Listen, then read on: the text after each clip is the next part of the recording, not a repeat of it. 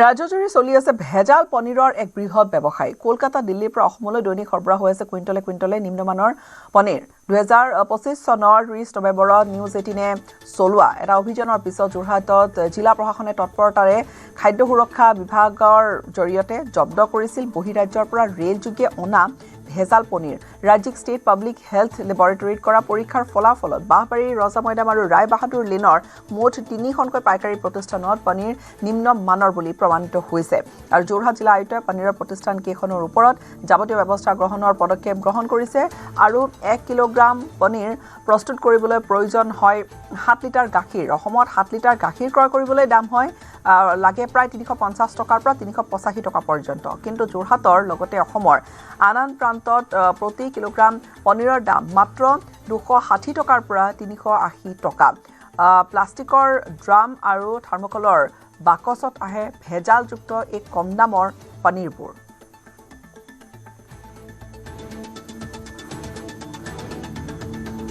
পোনপটীয়াকৈ আমি সংযুক্ত হৈছো আমাৰ সাংবাদিক গৌতম বৰাৰ সৈতে। গৌতম, এটা খুব গুৰুত্বপূৰ্ণ বিষয় এটা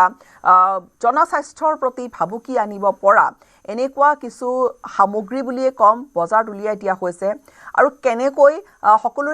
সকলোৱে কৰবাত গম নাপায় বিষয়টো আৰু তাৰ মাজে মাজে এই ভেজাল পনীৰ বজাৰত খাই আছে কিনি সৰ্বসাধাৰণে। হয় নিশ্চয়কৈ গীতাশ্ৰী চাওক, ইয়াৰ বাবে আমি আটাইতকৈ দায়বদ্ধ বুলি ক'ম যিটো খাদ্য সুৰক্ষা যি বিভাগ আছে স্বাস্থ্য বিভাগৰ অধীনত, সেই খাদ্য সুৰক্ষা বিভাগ। কিয়নো যোৰহাটৰ বজাৰত আমি দেখা পাওঁ যে 560 টকা 580 টকা দৰত পনীৰ বিক্ৰী হৈ আছে আৰু এফালে 380 টকা 400 টকা দৰত বা 280 টকা দৰত পনীৰ বিক্ৰী হৈ আছে। আৰু দুইবিধ পনীৰৰ মাজত আকাশ পাতাল পাৰ্থক্য। স্থানীয়ভাৱে উৎপাদন কৰা পনীৰ আৰু তাৰ সমান্তৰালকৈ বহিৰাজ্যৰ পৰা অৰ্থাৎ দিল্লী আৰু কলিকতাৰ পৰা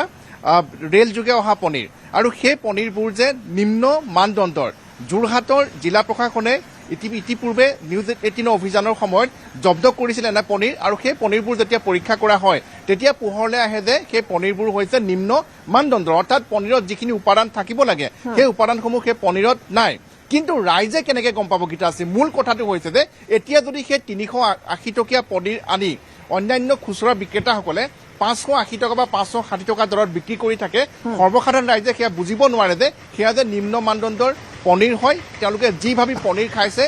সেইখিনি পুষ্টি তেওঁলোকে সেই পনীৰৰ পৰা নাপাব। কিন্তু খাদ্য সুৰক্ষা বিভাগৰ বিষয়াসকল ইমানেই এই বিষয়টোক লৈ নিৰুদ্দেশ যে যেতিয়া আমি তেওঁলোকৰ সৈতে কথা পাতিছোঁ তেওঁলোকে কৈছিল যে এই পনীৰ আনছেফ নহয়,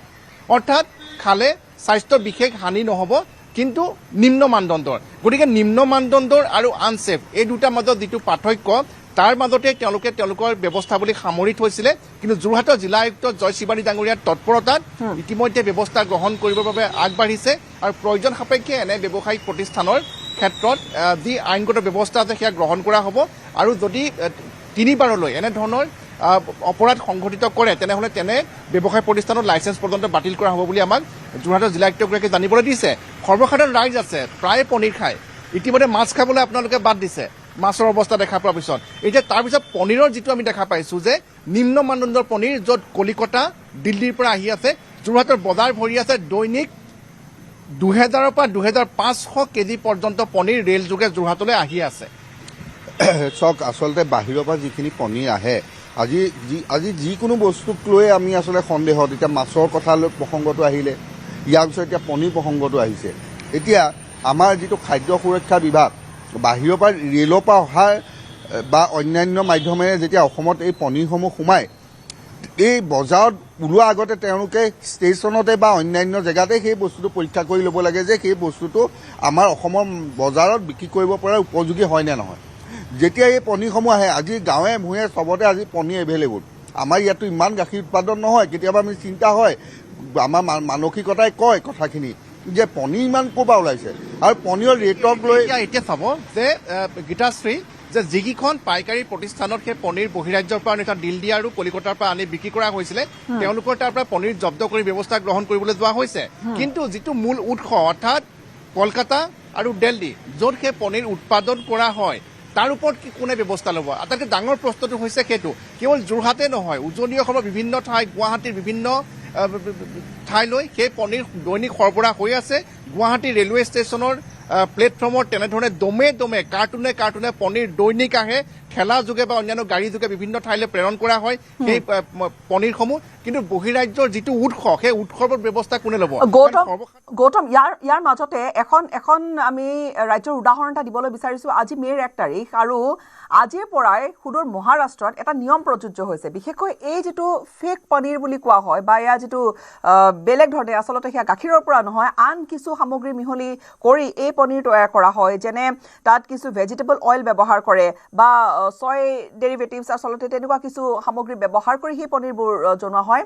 মহাৰাষ্ট্ৰত কৰা হৈছে যে তাত কোনোবাই যদি তেনেকুৱা পনীৰ ব্যৱহাৰ কৰিছে সেয়া ডিক্লেয়াৰ কৰি দিব লাগিব অৰ্থাৎ এয়া বিশুদ্ধ পনীৰ নহয় এয়া গাখীৰেৰে তৈয়াৰী পনীৰ নহয় এয়া কোনো আনছাবষ্টিটিউটৰ পনীৰ সেয়া পনীৰ তেওঁলোকে জনাই দিব লাগিব ৰেষ্টুৰেণ্টবোৰক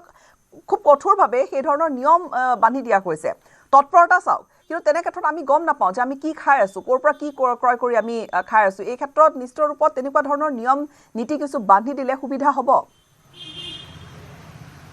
হয় নিশ্চয়কৈ গীতাশ্ৰী এটা অতি সুন্দৰ পদক্ষেপ আৰু আমি সেইটো কথাই কৈ আছোঁ যে ৰাইজে ধৰিব নোৱাৰে যে এয়া পনীৰ সেই কলিকতাৰ পনীৰ দিল্লীৰ পনীৰ নে যোৰহাটৰ কোনো এখন নিজস্বভাৱে উৎপাদিত কৰা গোৱালৰ পনীৰ হয় গতিকে এই ক্ষেত্ৰত দায়িত্ব আছিলে যি খাদ্য সুৰক্ষা বিভাগৰ কিন্তু তেওঁলোকৰ নিজৰে যি পুত লগা অৱস্থা যি অস্বাস্থ্যকৰ তেওঁলোকৰ অৱস্থা এই ক্ষেত্ৰত ৰাইজক যে তেওঁলোকে কোনো ধৰণৰ সুবিধা দিব নোৱাৰে বা সেইখিনি আমি ইতিমধ্যে বুজি পাইছোঁ তেওঁলোকৰ কৰ্মকাণ্ড দেখি আৰু এই ক্ষেত্ৰত যি এনালগ পনীৰৰ কথা আপুনি কৈছে আমি সেই কথাই কৈছোঁ যে উল্লেখ থাকিব লাগে যে এয়া পনীৰত তাত উপাদান কি আছে তাত ফেটছ কিমান আছে বা এয়া যে নিম্নমানৰ সেই কথাখিনি তাত উল্লেখ থাকিলে মহাৰাষ্ট্ৰই কৰিছে আমি কৰিব পাৰোঁ নে নোৱাৰোঁ তেনেকুৱা ধৰণৰ নিশ্চিত ৰূপত পৰা যায় হয়তো ইমান জটিলতা নাথাকিব কিয়নো অন্ততঃ গ্ৰাহকে জানিব যে তেওঁলোকে খাই কি আছে হয়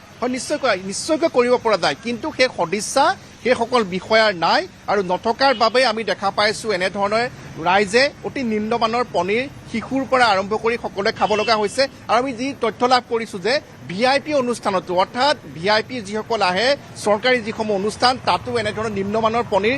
খুওৱা হৈছে শিক্ষানুষ্ঠানৰ হোষ্টেলৰ পৰা আৰম্ভ কৰি বিভিন্ন ৰেষ্টুৰেণ্ট ফাষ্ট ফুডৰ দোকানত আমি যি পনীৰ টিক্কা খাওঁ তাতো এনেধৰণৰ পনীৰ বা পনীৰ বাটাৰ মছলা আমি যি ৰেষ্টুৰেণ্টত খাওঁ তাতো বহুততে এনেধৰণৰ নিম্নমানৰ পনীৰ ব্যৱহাৰ কৰা হয় কিন্তু দামটো কিন্তু বহুত লোৱা হয় গতিকে যিটো প্ৰতাৰণাৰ বলি আমি হৈ আহিছোঁ এই ক্ষেত্ৰত আমাক জাষ্টিছ কোনে দিব পাৰিব বা ব্যৱস্থা কোনে ল'ব পাৰিব চাওক এতিয়া বাহিৰৰ পৰা যদি পনীৰ আহে কেলকাতাই হওক বা দিল্লী হওক তাততো অসম চৰকাৰে কৰিবলগীয়া কথা নাথাকে কাৰণ সেইখন কিন্তু বাহিৰৰ পৰা ক'ৰ পৰা পনীৰ আহে তথ্য সংগ্ৰহ কৰি সেই পনীৰখিনি যেতিয়া অসমত পায়হি অসমত নিশ্চয় ক'ৰবাত মজুত কৰিব একেলগেখিনি সেই মজুত কৰাৰ ঘৰত এনেকুৱা এখন অসম চৰকাৰে আইন কৰিব লাগে যে মজুত কৰাৰ পিছত সেই পনীৰখিনি পৰীক্ষা কৰাৰ পিছতহে বজাৰত বিক্ৰী কৰিব পাৰিব তেনেকুৱা এটা ব্যৱস্থা নকৰালৈকে কিন্তু এই বৰ বিহোপা খাই আমি থাকিব লাগিব এই পনীৰ বাটাৰ মছলাৰ কথা কৈছে পনীৰ বাটাৰ মছলা এইটো এটা কি বাটাৰ মছলা হ'ব সেইটো আমি গম পোৱা নাই সেইকাৰণে কথাটো হ'ল কি চৰকাৰে এক দৃঢ় সংকল্প লওক কাৰণ এই বৰ বিষ খাই পেলাই মানুহৰ বিভিন্ন ধৰণৰ ৰোগ হৈছে এই ৰোগখিনিৰ পৰা আমি পৰিত্ৰাণ পাবলৈ হ'লে চৰকাৰে দিল্লী বা কেলকাতাত তেওঁলোকে কেন্দ্ৰীয় চৰকাৰৰ লগত কি কথা পাতি সেইখনৰ লগত কি পদক্ষেপ লয় প্ৰথমতে পনীৰখিনি ইয়াৰ হৈ পৰীক্ষা কৰি যদি সেই পনীৰখিনি অসমখন ডাম্পিং গ্ৰাউণ্ড নেকি গীতাশ্ৰী প্ৰশ্ন সেইটো হৈছে যে দিল্লীয়ে হওক কলকাতাই হওক তাৰ পৰা অসমৰ ৰাইজে খাবৰ বাবে এনেধৰণে ৰেলৰ যোগে আৰু যিটো কাৰ্টুনত যেনেধৰণে পনীৰ প্ৰেৰণ কৰে সেয়া আমি ইতিমধ্যে টিভি স্ক্ৰীণত হয়তো ওলাই আছে যে অসমলৈ প্ৰেৰণ কৰা হয় আমি দেখা পাইছিলোঁ যে পাম অইল এনেধৰণে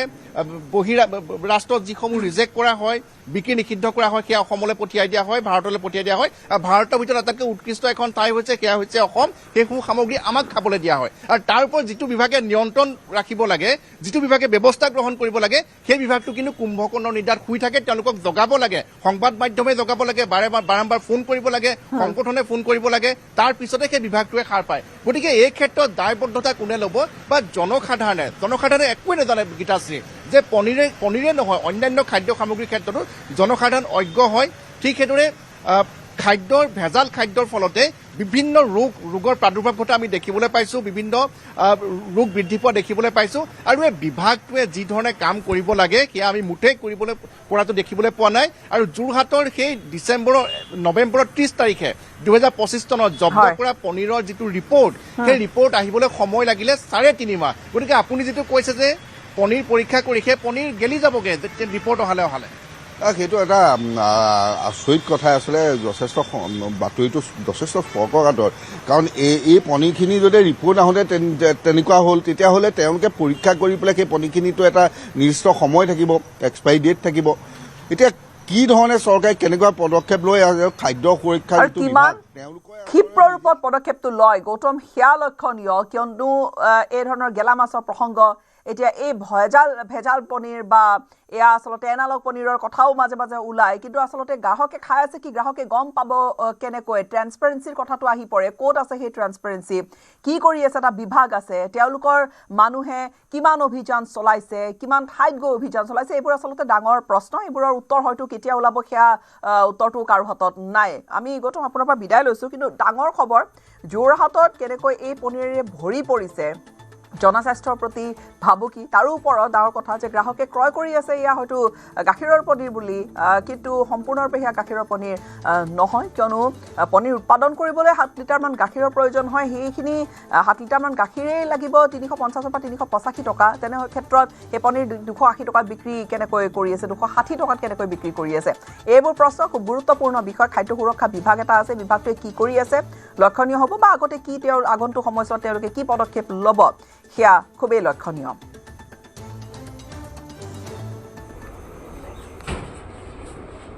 সেই ৰিপৰ্ট মতে পনীৰৰ কোৱালিটিটো ছাবষ্টেণ্ডাৰ্ড বুলি আমি তাতে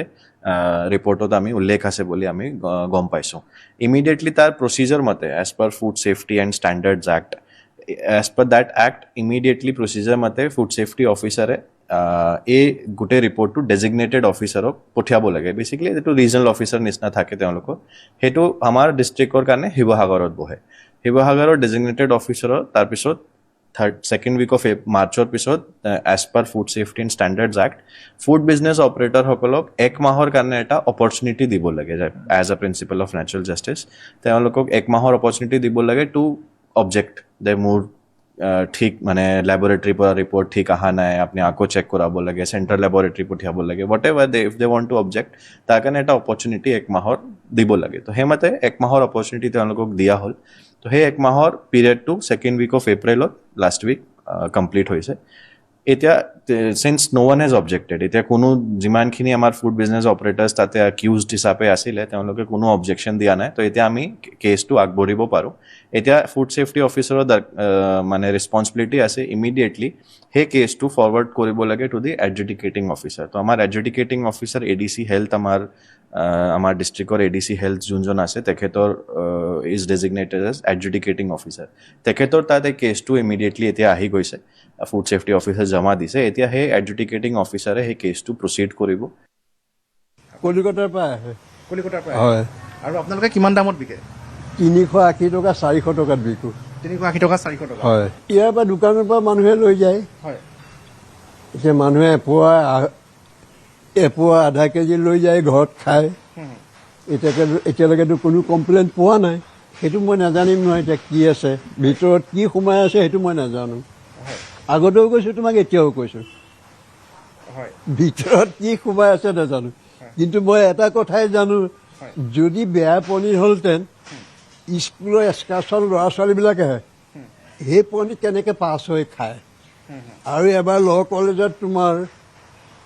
কলেজত DC গভৰ্ণৰেও এই পনীৰ খাইছিলে এই পনীৰকে মই দিছিলোঁ সেই পনীৰ তেতিয়াওতো পাছ হৈছে তেতিয়াহ'লে আকৌ এতিয়া কি হয় মই কেনেকৈ জানিম